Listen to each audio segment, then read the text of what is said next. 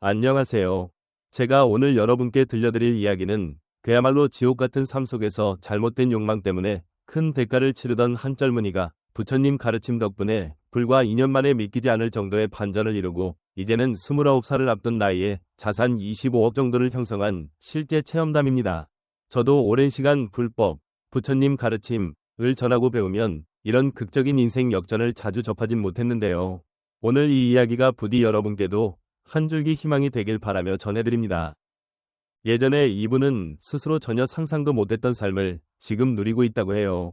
자신의 모든 성취가 정말 부처님의 은덕 때문이라고, 그래서 과거 이야기를 솔직하게 털어놓아 다른 분들께도 큰 동기가 되길 바란다고 하셨습니다. 인과에 대한 믿음을 깊이 간직하고 부처님의 가르침이 얼마나 놀라운지 몸소 겪었다고 하니 함께 들어보시죠.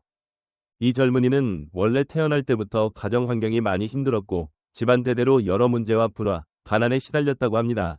부모님도 결혼 후 꽤 오래 자녀가 생기지 않아 고생이 많으셨고 어렵게 생긴 이 젊은이마저 아기 때부터 잔병치레를 심하게 했대요. 성장 과정에서 늘 가족 간의 싸움, 친척들 간의 다툼, 경제적 궁핍 이런 것들을 보며 자라다 보니 마음이 점점 다치고 혼자 조용히 절이나 공동묘지 같은 곳을 찾아다니며 스스로를 소외시키는 성향이 강해졌다고 합니다.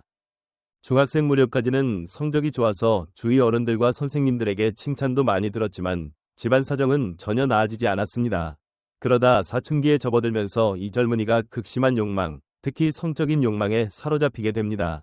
가족의 불화와 어떤 죄업, 위 인연 때문인지 점점 더 음습하고 잘못된 길로 빠져들었다고 해요.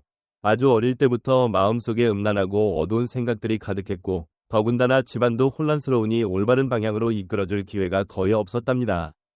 그렇게 안으로는 자꾸만 왜곡된 욕망을 키우면서도 동시에 이건 잘못이다, 이러면 안 된다 하는 의식이 늘 충돌했대요. 주변에서 외모가 준수하다 고 말하는 이도 많았고 본인도 나름 공부도 잘했지만 이내 집안 사정으로 대학교 입시에 실패하고 결국 다시 권유를 받아 다른 대학에 진학했습니다. 하지만 그 후에도 계속해서 잘못된 길, 즉 음란한 행동을 멈추지 못했고 대학교 시절 알게 된 여러 주변 환경, 하숙집 이웃의 불륜이나 어두운 면, 이 또다시 악업을 부추겼다고 합니다. 이쯤부터 각종 재난 같은 일이 몰아쳤다 합니다. 방을 빌렸다가 사기를 당해 쫓겨나고 직접 아르바이트해서 어렵게 마련했던 오토바이나 자전거 등을 팔아 생활비를 충당해야 하고 몸도 점점 약해져 병치레가 잦아졌습니다. 본인은 어렴풋이 내가 이렇게 힘든 건 죄업의 결과가 아닐까 하는 인과를 막연히 느끼긴 했지만 아직 불법에 대해 진지하게 접할 기회는 없었다고 해요. 그래도 정말 막다른 순간마다 누군가 나타나 도와주곤 해서 어떻게든 버텼다는데 늘 극심한 궁핍 속에서 동생과 자신을 책임지기도 어려웠답니다. 대학 졸업을 앞두고는 교통사고로 손가락을 거의 잃을 뻔도 했어요. 조금만 늦었어도 큰 트럭에 치여 목숨까지 위험할 뻔한 상황이었다고 합니다. 졸업 후 한 기관에 취업했는데 역시 욕망이 극에 달해 있으니 벌이는 늘 제자리 걸음이고 가족 간 불화는 계속되고 몸 건강은 나빠지고 돈은 구하지 못해 여기저기 빚을 지는 악순환이 이어졌다고 해요. 결국 회사를 그만둔 뒤 한동안 도시를 떠돌며 방황했습니다. 그러다 가까스로 한 여성을 만나 이번엔 잘해보자고 마음먹었는데 그 상대가 오히려 이 젊은이를 속이고 떠나버려서 또 한 번 깊은 절망에 빠졌다고 해요. 가족에게도 말 못하고 혼자 우울과 분노, 자책에 시달리다가 결국 절에 가서 기도도 해보고 조상님들께도 빌어보는 등 막연한 영적인 의지처를 찾으려 애썼답니다. 그런데 2019년 말 전 세계적으로 상황이 급변하면서 일자리도 더욱 구하기 힘들어졌고 결국 갖고 있던 적금과 저축도 거의 다 써버리며 하루하루를 연명하는 지경에 이르렀대요. 심지어 돈이 없으니 피라도 팔아서 돈을 벌까 어떤 힘든 일이든 하면서 막 살까 하는 절박한 생각까지 했다고 합니다. 그렇게 혹독한 시간을 보내던 중 2021년 초쯤에 오랜만에 연락이 온 친구가 어떤 회사에서 일할 기회를 연결해줘 도저히 돈을 벌 길이 없던 이 젊은이는 곧바로 먼 지방으로 출장을 떠납니다. 아이러니하게도 이 멀리 떠나는 시점이 이 젊은이가 본격적으로 불법에 눈뜨게 된 계기가 됐다고 합니다. 도시의 소란한 유혹에서 약간 벗어나 일하면서도 틈틈이 책을 읽고 부처님 가르침에 대해 본격적으로 알아볼 시간이 생긴 거예요. 그러던 어느 날 낮잠 전 틱톡 영상을 우연히 보는데 이 주문이 당신의 인생을 영원히 바꿀 것이다 라는 말과 함께 티베트 쪽에서 널리 알려진 진원인 옴 마니 밤메 훔을 들었다고 합니다. 그걸 듣는 순간 이상하게 마음이 편안해지면서 나도 이걸 한번 제대로 공부해보고 싶다는 생각이 들었다고 해요. 그날 이후로 이 주문을 찾아보고 조금씩 불법적으로 관심을 더 기울이게 됩니다. 많은 분들이 그렇듯 이 힘들었던 시기가 오히려 영적으로 깨어나는 큰 터닝포인트가 된 거죠. 그리고 서서히 경전을 접하고 지장경을 필사하고 대비주, 능엄주 등을 읽으며 마음의 안정을 찾게 되었다고 합니다. 물론 그 과정에서 업장, 과거의 죄업이 크게 소멸되는 시련도 겪었습니다. 주변 동료들이 처음엔 이 젊은이를 좋게 보더니 어느 순간부터 이유 없이 미워하고 험담하고 모함하는 일이 생겼대요. 이 젊은이는 이게 내 죄업이 한꺼번에 드러나는 거구나 하고 생각하고 묵묵히 참았다고 합니다. 낮에는 열심히 일하고 밤에는 지장경을 베껴 쓰고 대비주와 능엄주 등을 독송하며 스스로를 뉘우치고 잘못된 욕망을 제어하려고 애썼다고 해요. 그러던 중 우연히 채식 관련 영상을 보고 동물들을 살생하지 않고 마음을 더 자비롭게 해야겠다고 마음먹게 됩니다. 하지만 현장에서 공용 식사를 하다 보니 채식을 시작하는 게 쉽지 않았다고 해요. 게다가 동료들은 그런 글을 이상하게 보고 농담거리로 삼았지만 이 젊은이는 오히려 점점 자비심이 생기고 욕망도 점차 줄어드는 걸 체감했습니다. 그러다 어느 날 정말 울면서 기도를 했다고 해요. 지장보살님, 관세음보살님, 제발 저를 이곳에서 벗어나게 해주세요. 저의 일을 다른 곳에서 새롭게 해보고 싶습니다 하고 빌었는데 다음날 바로 예전부터 잘 알던 친구가 도시에서 일할 생각 없느냐며 전화를 해왔답니다. 이 젊은이는 그제야 정말 부처님의 가르침이 신비롭고도 분명히 존재한다는 걸 확신하게 되었다고 해요. 그렇게 다시 도시로 돌아와 새 직장에 들어갔는데 또 한 번 시험이 옵니다. 회사 상사가 술자리나 유흥, 여성 관련 자리에 같이 가자고 부추기는데 이 젊은이는 이제 다시는 그런 욕망에 빠져들고 싶지 않다며 단칼에 거절했어요. 그러자 당연히 상사는 처음에 싫어하고 미워하고 심지어 해고를 고민할 정도로 압박했다고 합니다. 그래도 이 젊은이는 물러서지 않고 낮에는 일에 최선을 다하고 밤에는 여전히 경전을 쓰고 독송하고 참회하며 욕망을 다스렸다고 해요. 그러던 어느 시점부터 그 마음의 힘이 조금씩 환경을 변화시키기 시작했습니다. 이상하게 주변이 점점 술자리, 유흥을 덜하게 되었고 상사도 애가 일을 참 잘하는구나 하면서 서서히 신뢰를 쌓게 되었어요. 본인은 분명히 느꼈다고 합니다. 욕망이 줄어드니 지혜가 발휘되고 그러니 회사에서도 인정받게 되고 운도 열리는구나 하고 말이죠. 실제로 그렇게 시간이 흐르자 예전 인맥 중에 불량한 부류는 거의 저절로 끊기고 유익한 인연만 다시 찾아오기 시작했습니다. 2022년 8월에는 한동안 연락이 없던 대학 동기가 갑작스레 전화를 걸어 큰 프로젝트를 다른 회사를 통해 수행하게 됐는데 역량이 안 돼서 곤란하니 현재 직장에서 함께 협업할 수 있는 길을 만들어달라는 제안을 해왔다고 합니다. 이 일을 성사시킨 덕분에 처음으로 인생에서 5천만 원이 넘는 중개료를 받았대요. 스스로도 너무 놀랍고 겁날 정도였다고 해요. 내가 이렇게까지 큰 돈을 벌 수 있는 사람이었나? 하고. 그러나 금세 자신을 다잡고 그 돈으로 꾸준히 보시하고 방생하고 어려운 이들을 돕는 데 쓰면서 한편으로는 계속 경전을 읽고 채식을 지키고 명상을 하고 각종 경전, 예컨대 요범사원, 이나, 태상가문편 등등도 찾아 공부했다고 합니다. 그러자 뜻밖에도 더 큰 기회들이 잇따라 생겨서 그해 11월에는 소개받은 새로운 프로젝트 3건에서 거둔 성과로 1억 6천만 원에 달하는 수수료를 받게 되었다고 해요. 가난에 허덕이고 음란한 행동에 빠져 살던 과거를 떠올리면 이 모든 게 꿈만 같았다고 합니다. 이후 2023년 설 무렵에는 더 기적 같은 일이 일어났는데 동네에서 머리를 깎다가 미용실 사장님께 결혼은 했냐, 여자친구는 있냐 고 가볍게 질문받았고 미용실 사장님이 마침 나랑 친한 단골 손님 중에 착하고 괜찮은 분이 있는데 한번 만나보라 며 번호를 주선해 주셨대요.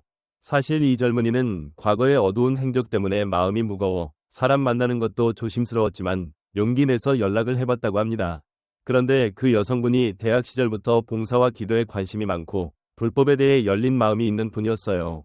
두 사람이 만나 이야기를 나누니 정말 잘 통했고 불과 2달 만에 결혼을 결정했다고 합니다. 상대 측 부모님도 이 젊은이가 참 선해 보인다며 크게 반대하지 않고 결혼을 허락해 주셨고 결혼 후에는 본인 사업을 도와주겠다고 자금도 지원해 주셨다네요.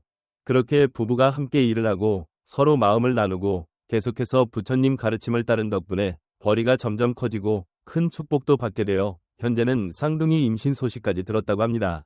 이 모든 일이 너무 빠른 속도로 일어나는 바람에 지금도 스스로가 놀랍고 감사할 따름이라며 이게 다 부처님 가르침의 신비로운 힘 덕분이라고 거듭 강조했습니다. 여러분, 이처럼 욕망으로 지옥 같은 삶을 살다가 불법으로 완전히 달라진 실제 이야기가 오늘의 핵심입니다. 우리도 인생에서 크고 작은 갈림길 혹은 마음의 동요로 괴로울 때가 있는데 이 젊은이처럼 부처님 가르침이 정말 있을까, 효과가 있을까 망설이더라도 일단 처음 한 걸음만 떼서 실행하다 보면 놀라운 변화를 체험하게 됩니다. 그럼 이제부터는 불법을 처음 접했을 때 우리가 어디서부터 어떻게 시작해야 하는지, 왜 깨달음과 해탈이 불법의 핵심인지 차근차근 말씀드려 보겠습니다. 불법의 근본 취지는 중생이 겪는 온갖 괴로움을 없애고 해탈에 이르게 하는 데 있습니다. 해탈을 위한 토대는 깨달음이죠. 제대로 알고 그 바른 지혜를 얻어야 비로소 괴로움에서 벗어날 수 있습니다. 깨달음 없이 해탈을 바라면 마치 마약 중독자가 마약이 얼마나 무서운지 깨닫지 못한 채 주술이나 부적을 찾으며 제발 중독에서 벗어나게 해주세요 라고 하는 것과 같습니다. 진정으로 마약 중독을 끊으려면 그 폐해를 똑똑히 인식하고 몸부림치며 다시는 마약에 손대지 않겠다는 결단이 있어야 하듯이 우리도 괴로움의 원인을 확실히 알아야 끊어낼 수 있습니다. 이 세상의 모든 고통은 궁극적으로 우리 스스로의 나쁜 행위, 업에서 비롯됩니다. 그 업의 결과가 나를 괴롭게 하는 것이죠. 나쁜 업을 다시 짓지 않겠다고 굳게 결심하고 실천에 옮겨야 과보도 사라집니다. 부처님의 가르침도 이 점을 반복해서 알려주고 있습니다. 우리가 살면서 행위, 업을 쌓는 주체는 몸과 말과 생각, 신구위입니다. 그래서 불법에 귀의한 이들이 가장 먼저 지키는 것이 5가지 계율이죠.